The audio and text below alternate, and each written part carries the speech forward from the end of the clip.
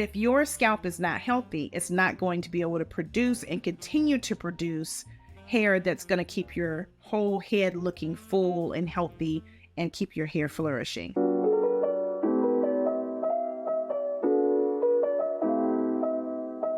One thing we want to consider when we want to have hair that is as healthy as possible is that we want to have strong, for us, we think of healthy hair as being strong, shiny, pliable, hair that's not falling in the sink. We think of all those things, our little pieces of hair in the sink. We think of all those things when we think about the strength of our hair. So the very first thing you want to do when you want to strengthen your hair is to get a licensed cosmetologist to take a look at your hair. Everybody's hair is different. You can be in the same family and your daughters can have very different hair than you do. You can be in the same, family of friends, if you will, and you all will have different types of hair. Your density could be different of your hair. Your porosity could be different.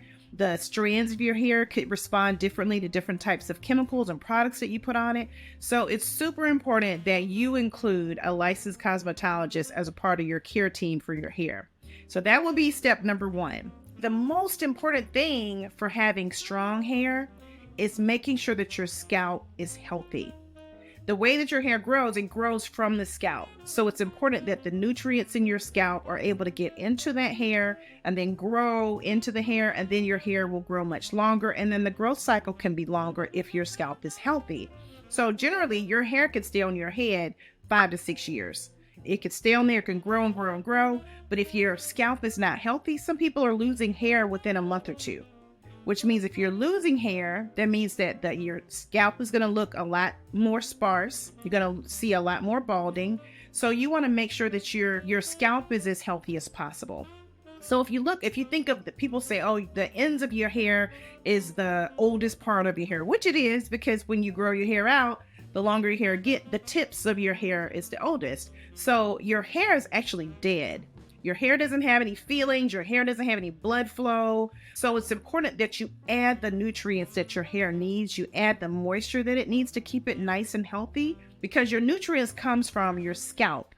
Once your scalp produces that hair and pushes it up out of the scalp, it has done its job. But if your scalp is not healthy, it's not going to be able to produce and continue to produce hair that's going to keep your whole head looking full and healthy and keep your hair flourishing. So that's important that you consider all those things when you're trying to keep your hair as healthy and strong as possible. Thank you so much for spending time with us today. This is Dr. Dwella Moten Nelson, your healthy scalp specialist. Thanks.